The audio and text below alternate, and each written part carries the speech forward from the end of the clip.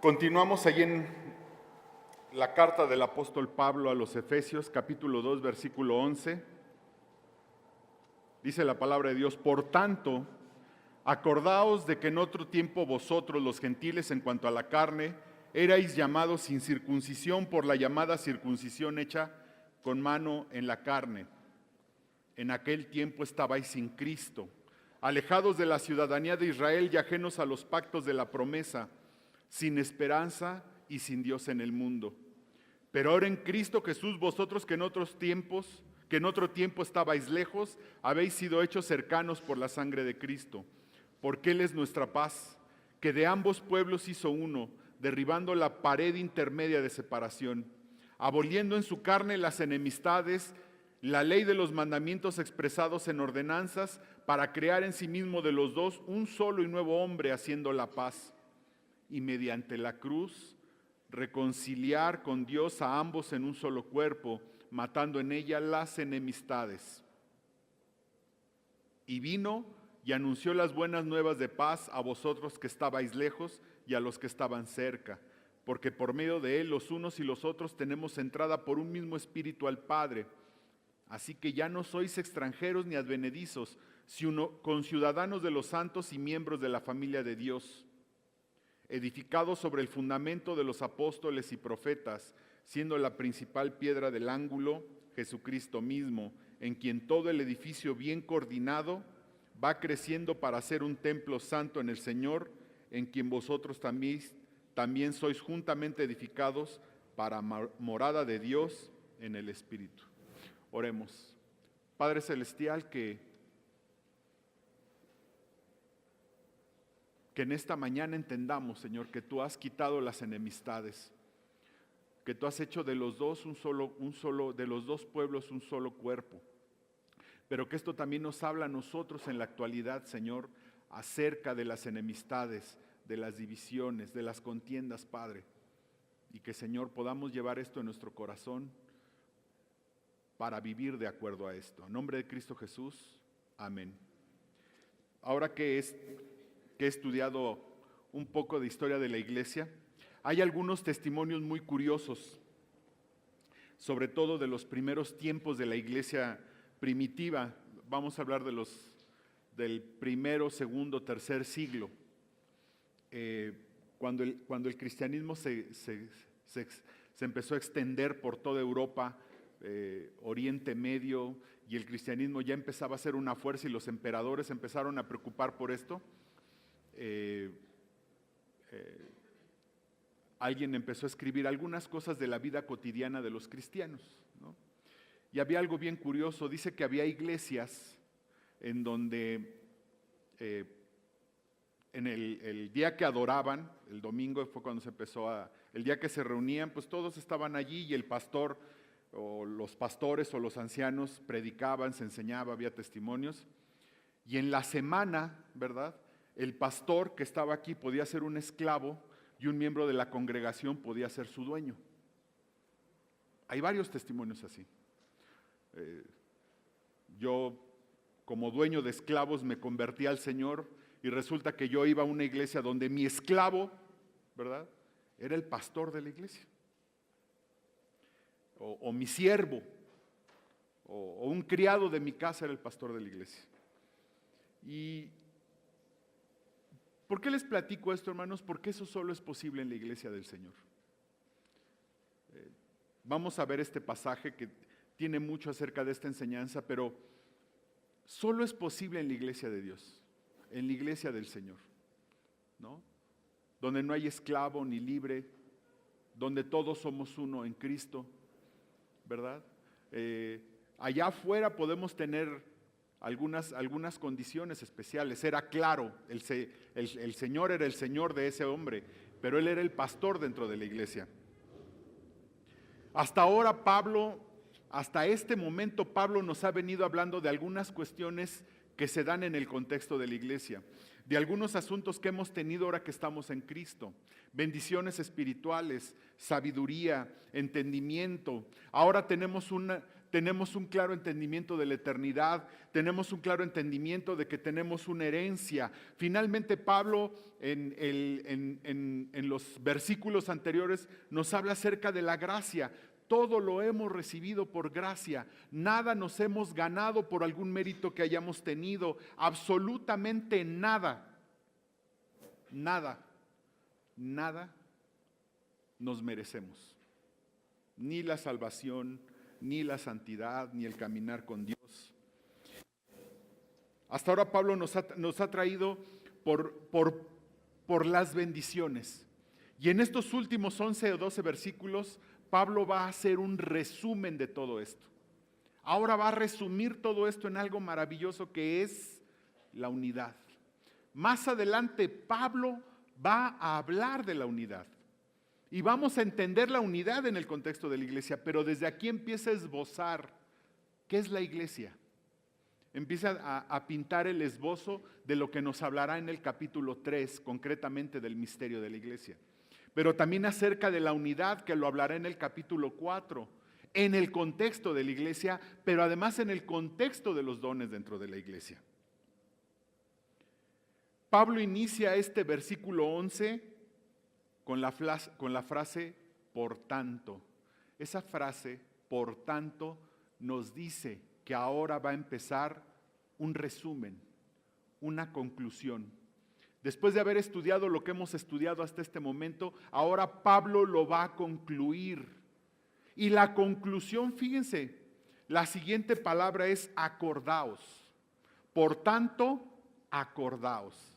Este resumen y esta conclusión es algo que tenemos que recordar. Lo podemos recordar por dos razones. O porque Pablo lo había enseñado en algún momento, o porque lo que nos había venido diciendo es una conclusión natural de aquí en adelante que recordemos esto. No importa cuál sea, pero de aquí en adelante tenemos que empezar a recordar ciertas cosas. Y acordaos no es nada más, acuérdense en este momento. Es común decir, tengan presente continuamente, no pierdan de vista lo que ahora les voy a decir. No perdamos de vista, acordaos. Alguna vez he querido hacer un estudio bíblico acerca de esto. Cómo a través de toda la Biblia Dios constantemente nos dice, recuerda, acuérdate, acordaos. Es bien interesante entender que a través de toda la Biblia Dios siempre nos hace un llamado a recordar. Pero no es un recordar así de, ay, me acuerdo que en aquel tiempo. No, hermanos. No es un recordar momentáneo.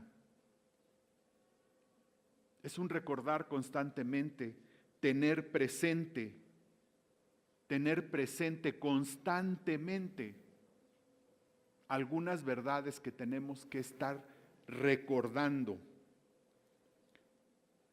Pablo nos va explicando que debemos recordar el resultado de la obra de Cristo en la cruz. En la cruz el Señor no solo nos salvó, debemos recordar que Cristo murió por su iglesia. Y déjeme decirle, esto es lo más,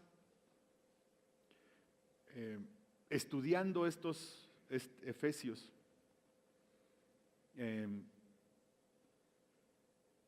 déjeme decirle cuál es el más grande beneficio. El más grande beneficio es muy egoísta, el más grande beneficio me lo he llevado yo, hermanos. Todos estos estudios que he hecho a través de estos meses y para predicar, el mayor beneficiado he sido yo. De tal manera, hermanos, que muy egoísta, y déjeme decírselo, ¿verdad? Cada vez que vengo a predicar, espero que ustedes aprendan algo. El más beneficiado he sido yo, porque he entendido muchas cosas. Y la parte que más la enseñanza que más profundo ha llegado a mí es esta, hermanos. Cristo es un novio enamorado. Imagínense esa figura. Cristo es un novio enamorado que dio su vida por su amada. ¿Quién es esta amada? su iglesia. Dio su vida por su amada. Es una historia de amor, hermanos. Es una historia de amor. Dio su vida por su amada. Y esto tiene implicaciones muy profundas para entender cómo llevarlo a la práctica. Esto lo debemos tener bien presente para poder llevarlo a la práctica. Pablo nos dice que por lo menos hay que recordarlo en 3 sentidos. Primero, recordar siempre nuestra condición cuando estábamos sin Cristo. No solo mi condición como pecador, que estaba yo sin Cristo y que podía ir al infierno. No solo mi condición como esa, mi condición como gentil, alejado de las promesas de Dios. No es nada más mi condición cuando yo no era cristiano.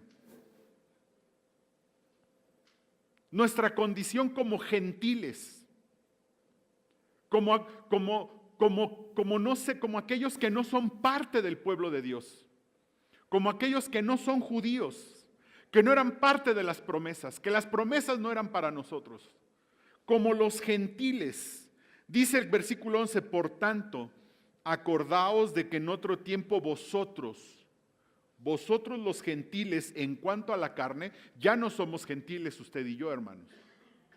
Usted y yo ya no somos gentiles. Ahora somos parte del cuerpo. Somos la iglesia. Somos parte del, ya no es gentil. Pero en cuanto a la carne, sí somos gentiles porque no somos judíos. En cuanto a la carne, sí somos gentiles. Los gentiles, en cuanto a la carne, erais llamados incircuncisión por la llamada circuncisión hecha con mano en la carne. La circuncisión era el sello de un pacto. Cuando Dios hizo su pacto con Abraham, el sello, la representación, el pacto era la circuncisión. Ese pacto que dice: a ti te bendeciré y bendeciré las naciones a través de ti. Dios hizo un pacto con Abraham y selló el pacto con la circuncisión. ¿Qué es la circuncisión, hermanos? No es más que quitar un pedazo de carne de nuestro cuerpo.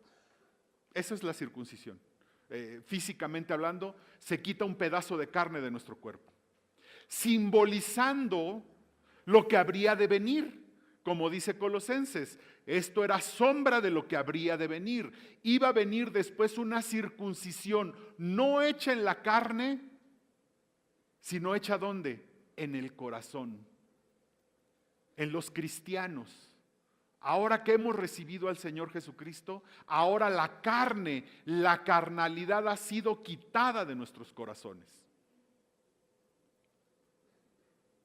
Ahora la circuncisión ha sido hecha en nuestros corazones, no en nuestra carne. Pero en aquel tiempo, hermanos, éramos incircuncisos. ¿Qué quiere decir esto?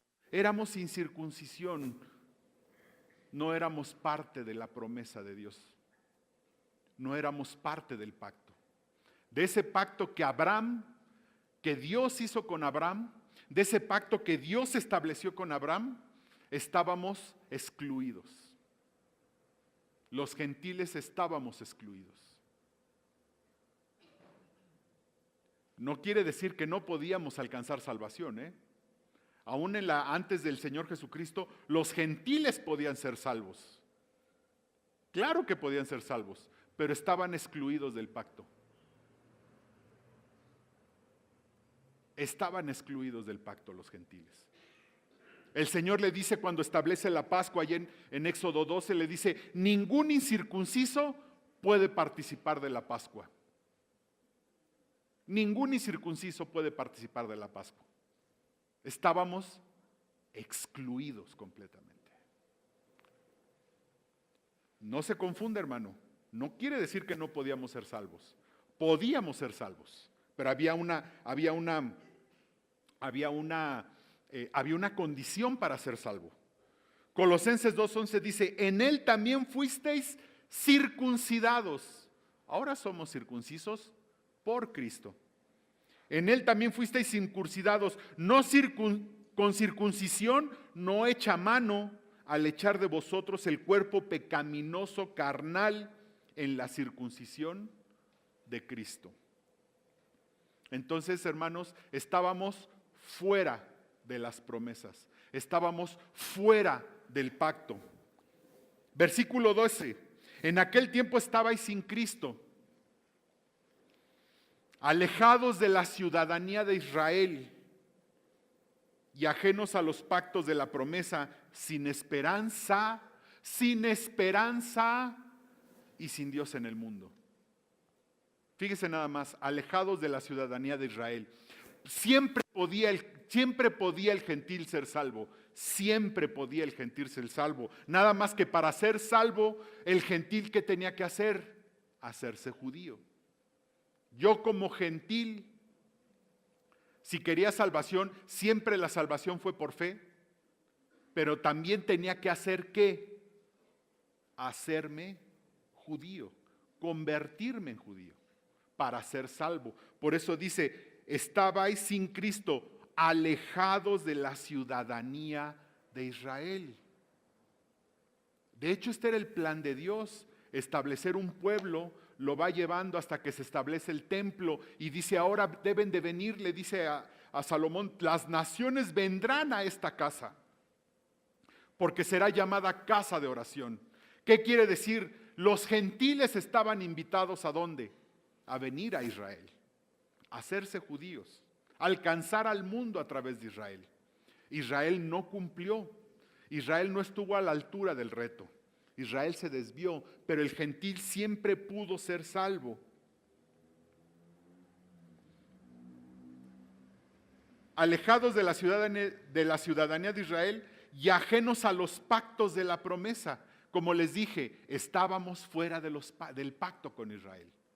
Del pacto que Dios hizo con Abraham, estábamos fuera. Pero fíjense nada más, sin esperanza y sin Dios en el mundo. ¿Qué quiere decir esto? Sin salvación. Sin salvación. Había solamente una expectación de fuego sobre nosotros. Un castigo eterno que era en el infierno cuando estábamos sin Cristo. Finalmente, nuestra condición es que estábamos lejos. Versículo 13, pero ahora en Cristo Jesús, vosotros que en otro tiempo estabais, ¿qué dice? Lejos. Que en otro tiempo estabais lejos. Déjeme darle una ilustración de esto. No solo estábamos lejos, no solo estábamos lejos, además estábamos corriendo, alejándonos cada día más. Si leemos con cuidado Romanos 1, vamos a ver la perversión del hombre. Habla de la perversión del hombre, que no busca a Dios, que cada día se pervierte más el hombre. Entonces no solo estábamos lejos, hermanos, además estábamos corriendo, pero corriendo, fíjese lo que le digo, corriendo para alejarnos cada día más de Dios. Ninguno de nosotros, y no se engañe, ninguno de nosotros corría hacia Dios. Ninguno. A mí me podrá decir, no, hermano, bueno, es que yo desde chiquito yo buscaba a Dios. Eso es una mentira, hermano. Eso no es cierto. ¿Tenía usted alguna inquietud religiosa? La realidad es que nuestra concupiscencia y nuestra carnalidad nos hacían correr en contra, alejándonos cada día de Dios.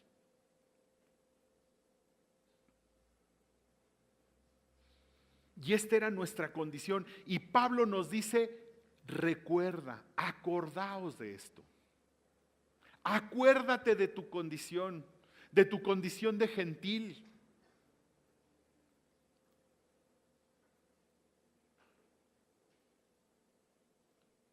¿Por qué creen que Pablo nos quiere recordar esto? Por lo que viene a decir después.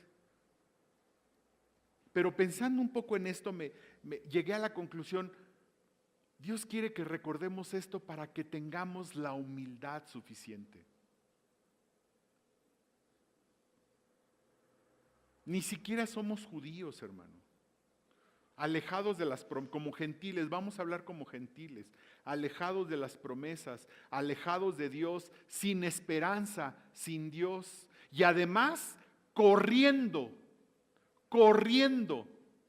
para alejarnos todos los días de Dios.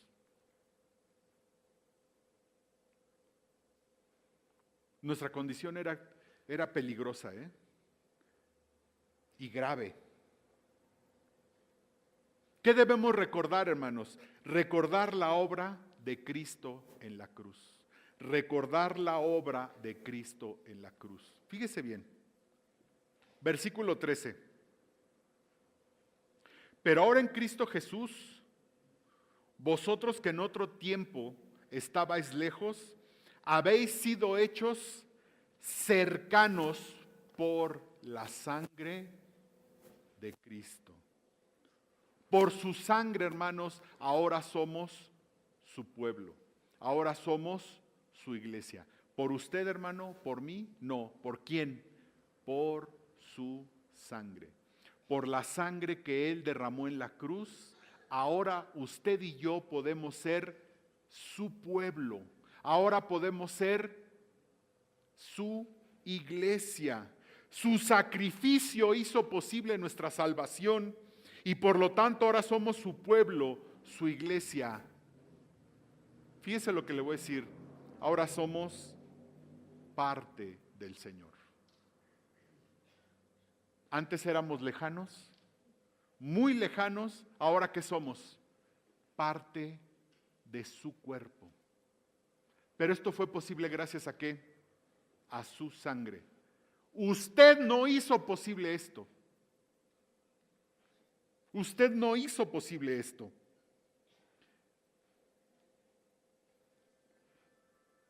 No hizo posible esto. Esto fue posible por su sangre. Debemos recordar que Cristo mediante la cruz derribó las separaciones. Versículo 14. Porque Él es nuestra paz, que de ambos pueblos hizo uno, derribando la pared intermedia de separación. El judío no entendió en muchas ocasiones esto. El judío creyó que yo soy el pueblo de Dios, ¿verdad? Y todos los que no son el pueblo de Dios, que ahora sí que háganse para allá, ¿no? Son los, ¿cómo se podría decir? Les llaman ellos les llamaban los gentiles, pero los llamaban despreciativamente, ¿no? Los feos nosotros somos el pueblo de Dios y todos los demás son los despreciados de Dios. Israel nunca entendió su propósito en esta tierra. Entonces, Israel, ¿qué hizo? Hizo una separación. Eran enemigos. Pero Cristo ahora, dice el versículo 14, de ambos pueblos hizo uno, derribando la pared intermedia de separación. ¿Qué quiere decir? Cristo rompió las paredes. Cristo rompió la pared de separación. Cristo rompió esa pared y ahora Israel y el gentil, ¿qué son? Uno en Cristo. Uno en Cristo. La pared de separación se rompió. Pero déjeme decirle algo, hermano. Esa pared de separación se rompió entre el judío y el gentil, pero también entre el rico y el pobre, entre el educado y el no educado, entre el blanco y el negro. Se rompieron todas esas paredes de separación. Por eso era posible que un esclavo fuera pastor y un señor fuese oveja. Era posible eso. Porque todas las separaciones que podamos hacer en la iglesia, Cristo las ha roto.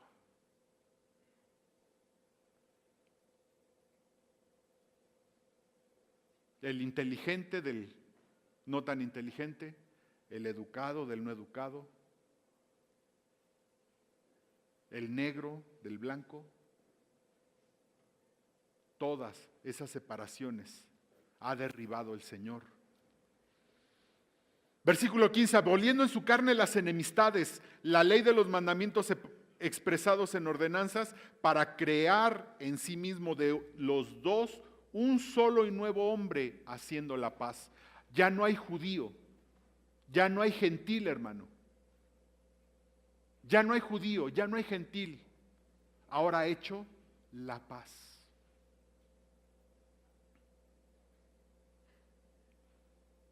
Versículo 16, y mediante la cruz, ¿mediante qué? La cruz, reconciliar con Dios a ambos. ¿A quiénes son esos ambos? Al judío y al gentil en un solo cuerpo, matando en ella, ¿en dónde? ¿En dónde? En la cruz, las enemistades. No solo entre el judío y el gentil, hermano, ¿eh? ¿Cuáles enemistades? Cualquiera que pueda haber en la iglesia.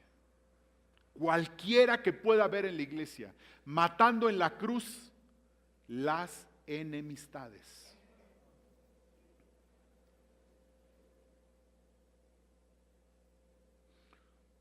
Si usted piensa que un hermano es poca cosa, si a usted le cae gordo un hermano, si usted piensa que, ay no, es que ese hermanito es medio naquito y no está a la altura de mi vida, hermano, en Cristo no hay esas enemistades.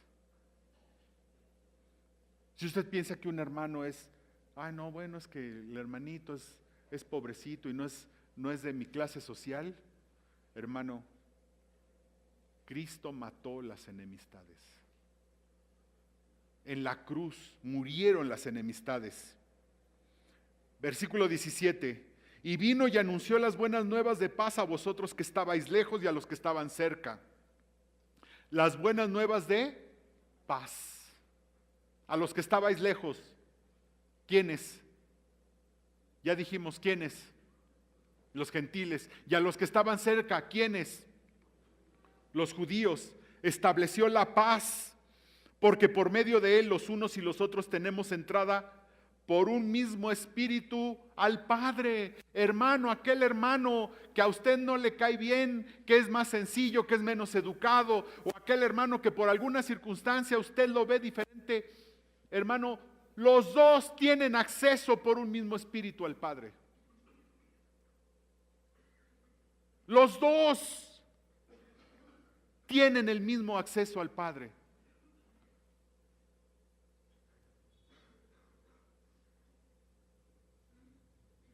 Alguien se me acercó un día y me dijo, oiga pastor, ¿puede orar por mi mamá? Sí, hermano, claro. Dice, es que como usted, yo creo que usted está más cercano al Dios. Le dije, hermana, no, mire, sí debo de orar por usted, por supuesto, como cualquiera debería de orar por usted, pero yo no tengo más acceso a Dios que usted, ni yo estoy más cercano a Dios. Los dos tenemos acceso al Padre por el mismo Espíritu. Desde el hermano más sencillo hasta el hermano más prominente. Desde el hermano menos educado, con menos preparación académica, déjeme decirlo, hasta el hermano más estudioso, más, como decían en mi pueblo, más leído y escribido, tienen acceso por un mismo espíritu al Padre.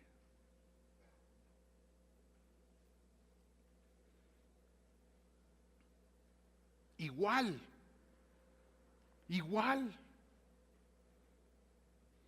El judío y el gentil, el negro y el blanco, el educado y el no educado, todos, el joven, el viejo, todos.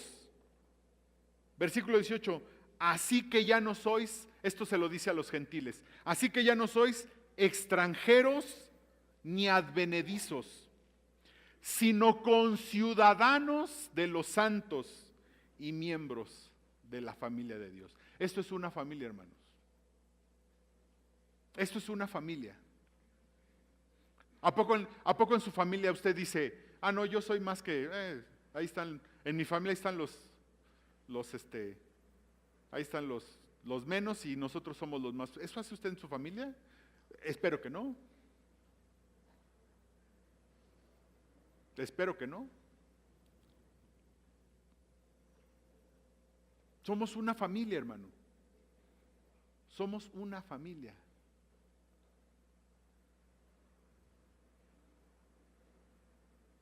Me guste o no. Todos ustedes son mis hermanos. Una vez les dije, ¿no? Nadie me puede obligar a que alguien me caiga bien. Eso a veces es hasta mi propia historia. Pero sí estoy obligado a amarlo.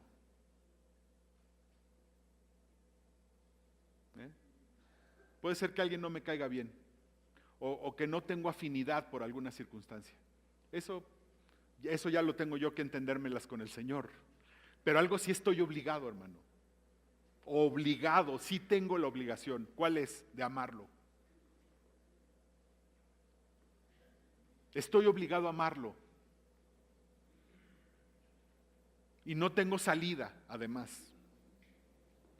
Gálatas 3:28 dice, ya no hay judío, ni griego, ni esclavo, ni libre, no hay varón, ni mujer, porque todos vosotros sois uno en Cristo Jesús. Tan, tan. Digo, yo hablé tanto, ¿verdad? Y Pablo lo dijo en un solo versículo.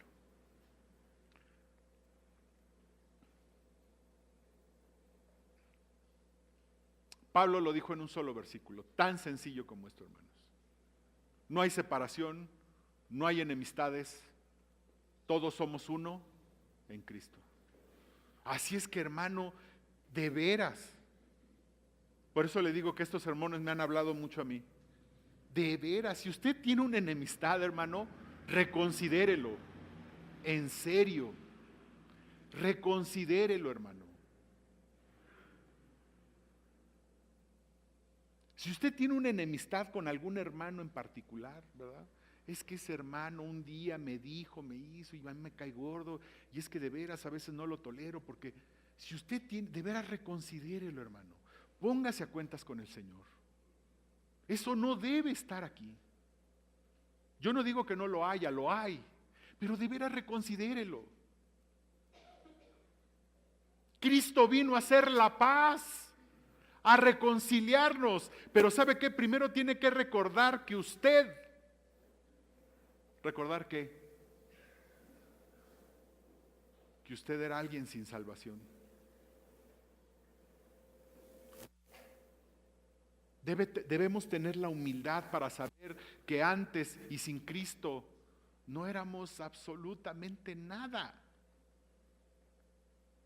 Y que recibimos una salvación completamente gratuita, absolutamente gratuita, sin merecerla. Y que ahora por la cruz todas las barreras han sido rotas. Todas. Todas.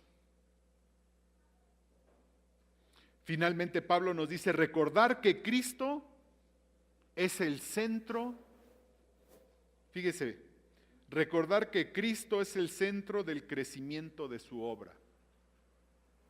Recordar que Cristo es el centro del crecimiento de su obra. Hace unos años conocí a un hermano y él me dijo, oye hermano, fíjate que hay unos hermanos, hay una iglesia en Alemania, me dijo. Hay una iglesia en Alemania que tú le mandas, tú los contratas y obviamente les pagas, ¿no? Entonces dice, ellos te mandan todo un material de cuestionarios, dice, unos cuestionarios, y entonces esos se reparten a toda la iglesia y se contestan, ¿no? Se contestan esos cuestionarios. Esos cuestionarios los meten a una computadora, hace unos cálculos, unas estadísticas, y entonces de acuerdo a unas gráficas, ¿verdad?, te dice qué es lo que le está faltando a tu iglesia, ¿no? Si le hace falta enseñanza, no sé qué. Y entonces ellos te dan unas estrategias para corregirlo, ¿no? Si hay que corregir la enseñanza, el evangelismo, no sé qué, la comunión, etc. Te dan unas estrategias y cuando lo corriges, no hombre, las iglesias explotan de crecimiento. Olvídate, tu iglesia va a crecer, pero como no te lo habías imaginado. Le dije, se molestó el hermano, pero me salió del corazón. Le dije, menos mal que no necesitamos del Espíritu Santo en esto, ¿verdad? Porque imagínate, ¿Qué hubiera pasado? Esa es la tendencia moderna, hermanos, ¿no? La tendencia moderna es a buscar estrategias, sistemas, ¿no? Ahora que muchos hermanos creen que ciertas técnicas, estrategias, dinero, contratar personal de cierta manera, la buena música, ¿no? Métele buena música y vas a ver, predicadores, ¿no? Ya hasta hay un grupo de consultores en Estados Unidos que si yo me quiero hacer un predicador así de éxito, entonces ellos me dicen cómo vestirme, cómo hablar, cómo pararme, de qué manera, ¿no? Cómo hacerlo, ¿no? Y entonces voy a impactar más para que la gente venga a oírme, ¿no? Digo, la verdad nunca me ha preocupado mucho eso, pero hay quien lo hace.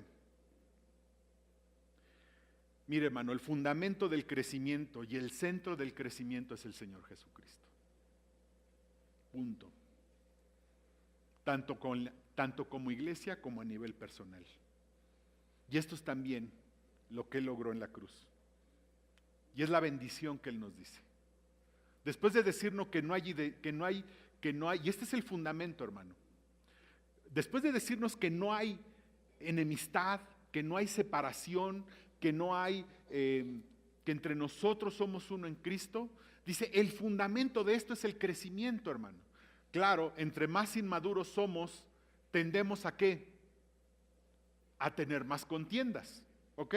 Entre más inmaduros somos, tendemos a tener más contienda. Pero entonces dice Pablo, versículo 20, edificados sobre el fundamento de los apóstoles y profetas, edificados sobre el fundamento de los apóstoles y profetas, siendo la principal piedra del ángulo Jesucristo mismo.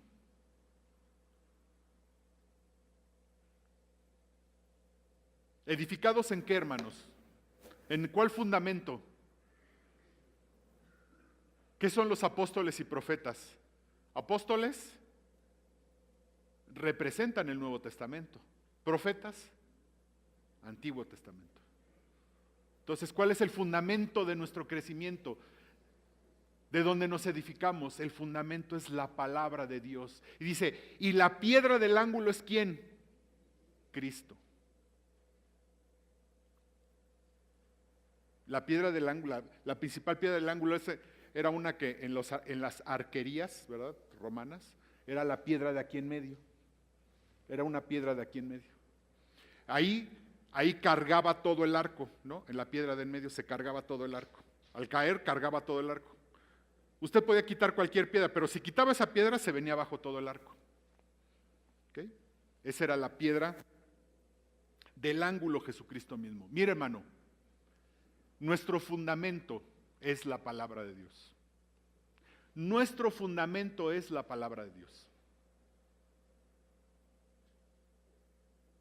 Y la piedra del ángulo, obviamente sin Él no hay nada. ¿Quién es? Cristo. Cristo.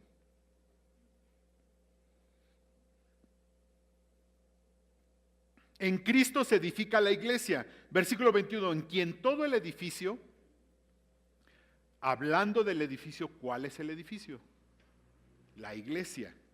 Bien coordinado, va creciendo para ser un templo santo en el Señor. ¿En quién? En Cristo. En quien todo el edificio, bien coordinado, va creciendo para ser un templo santo en el Señor. ¿En quién? En Cristo. El crecimiento, hermanos, el fundamento del crecimiento de la iglesia es Cristo.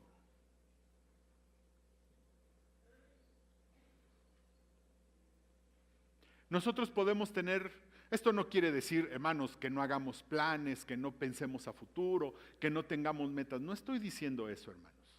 Por supuesto que debemos tener planes y metas y dice un edificio bien coordinado y que nos coordinemos y que lo hagamos todo decentemente y con orden. Por supuesto que lo tenemos que hacer así. Pero debemos de entender que ¿quién va a dar el crecimiento? ¿Quién va a dar el crecimiento? Cristo. Cristo es el fundamento de ese crecimiento. Versículo 3, en Cristo nos edificamos nosotros. Versículo 22, versículo 22, en quien vosotros también sois juntamente edificados. ¿Cómo dice? Juntamente edificados. O sea que no podemos ser edificados solitos, hermanos. Solitos no. ¿Cómo nos edificamos? Juntamente edificados. Déjeme decirlo, solamente si somos ladrillos del edificio. En quien vosotros también sois juntamente edificados. O sea, ¿en el contexto de dónde? De la iglesia nuevamente. Nuevamente, hermano, podemos ser edificados ¿en dónde? En el contexto de la iglesia, no en otro contexto. Eso es una mentira que el Satanás le quiere decir a usted. No, ya no vayas a la iglesia, mira, tú ora en tu casa, tú prende la tele, ve en YouTube algunos sermones, tú oras. ¿Para qué necesitas ir a la iglesia?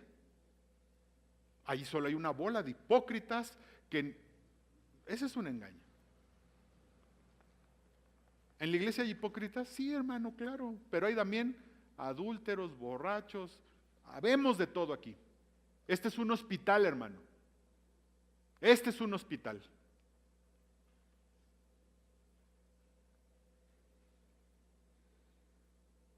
Pero en Cristo,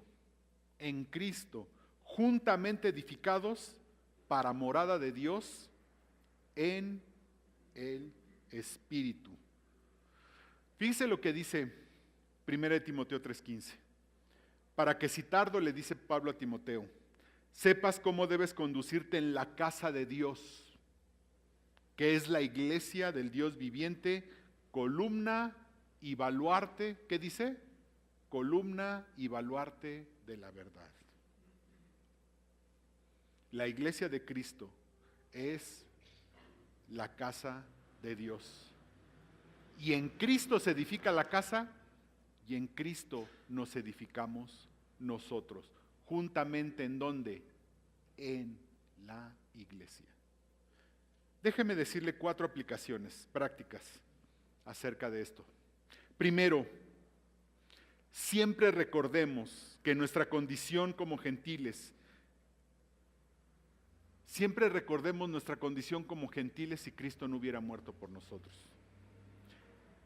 Esto nos debe llevar a ser humildes, hermano, sabiendo lo que hemos recibido como un regalo. Mira, hermano, si tú ya eres maestro, predicador, líder, hermano, y crees que vales algo,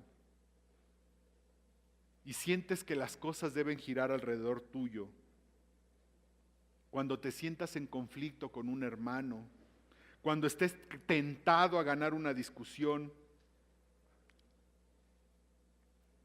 recuerda que en cuanto a la carne eres un gentil y que nuestra condición era sin Dios, sin salvación, y que solo en Cristo y por pura gracia somos salvos.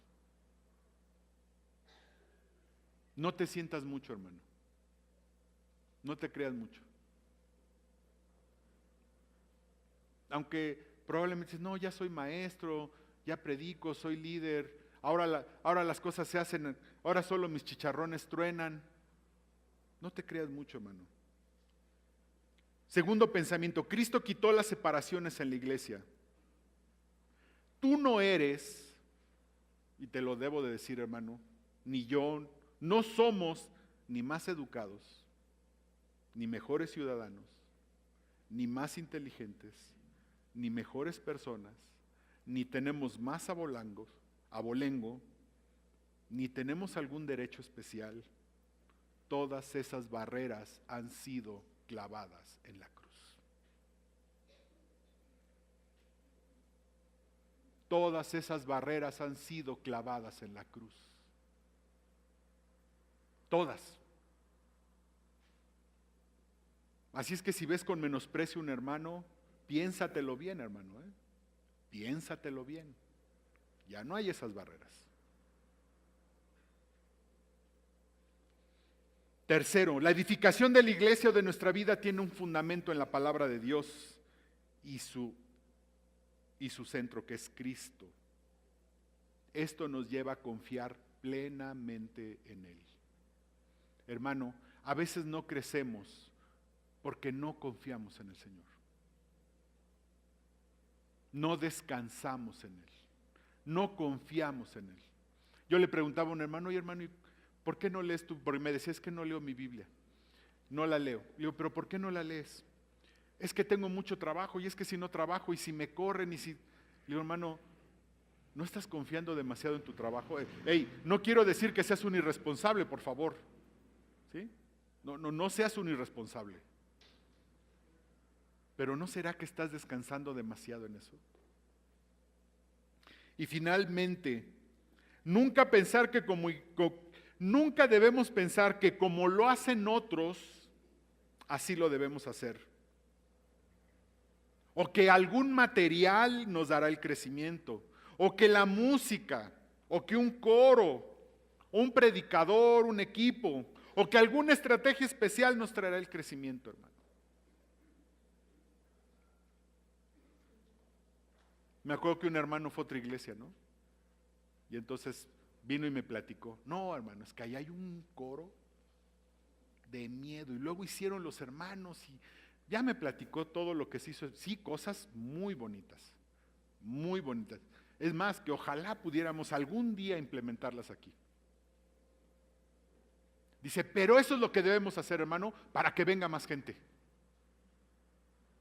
Esa es nuestra tendencia. Esa es nuestra tendencia. Y la iglesia, hermanos, la iglesia la guía el Señor. Y la iglesia le da su crecimiento, ¿quién? El Señor. ¿Qué nos toca a nosotros? ¿Qué nos toca a nosotros? Hacer lo que debemos hacer. Punto. Nos mandó a predicar el Evangelio, vayamos a predicar el Evangelio. Nos mandó a edificar, edifiquemos. ¿A qué nos mandó el Señor? Hagámoslo. ¿Quién da el crecimiento? Cristo. Solo el Señor. Oremos. Padre, te damos infinitas gracias, Señor. Gracias por tu amor y gracias por lo que nos dices en esta palabra, Señor. Gracias porque sin merecerlo, Señor, sin merecerlo, nos has hecho tus hijos. Porque no tenemos mérito alguno, Señor, para ser hechos tus hijos. Gracias, Padre, porque has roto las barreras.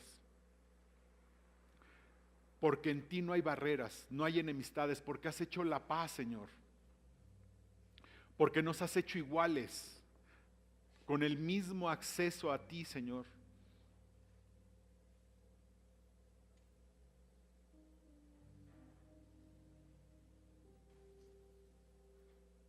Y que, Padre, nosotros no hagamos las barreras que tú ya destruiste. Aquellas barreras que han sido clavadas en la cruz, que nosotros no las volvamos a levantar, Señor.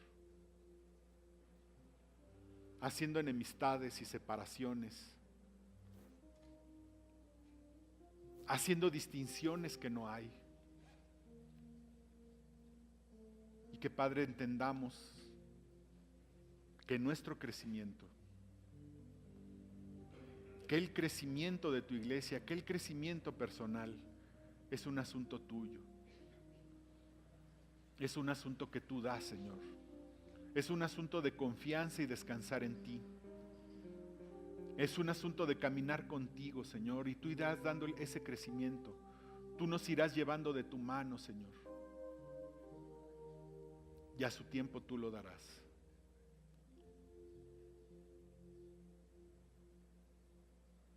Y así mientras oramos, si tú nos acompañas por primera vez,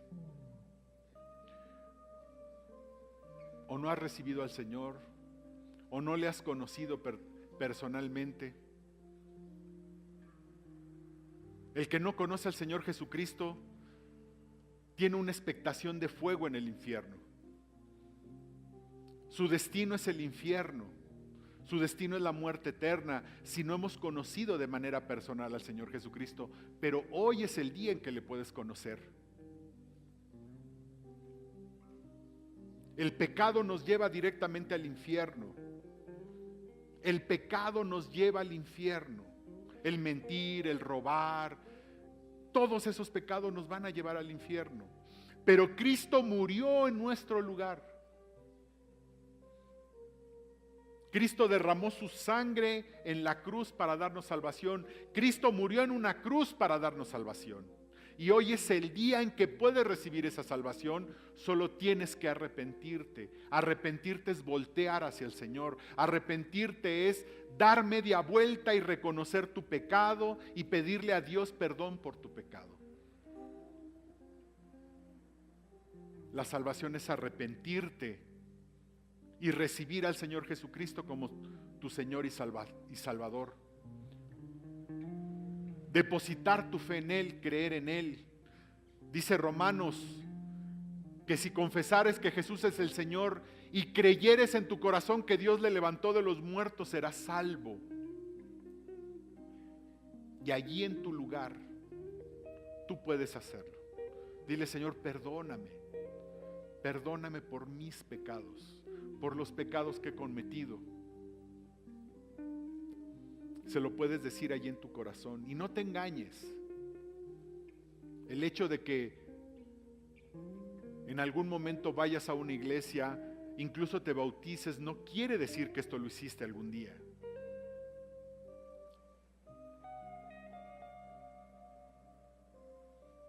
Dile: Señor, perdóname por mis culpas.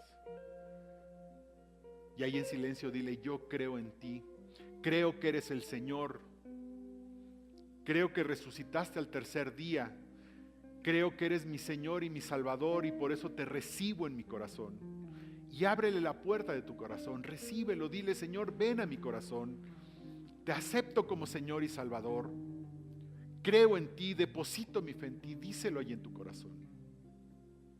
Él te está escuchando.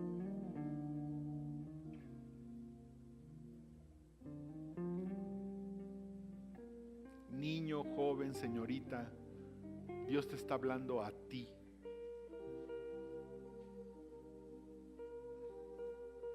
Nada más tienes que aceptarlo ahí en tu corazón.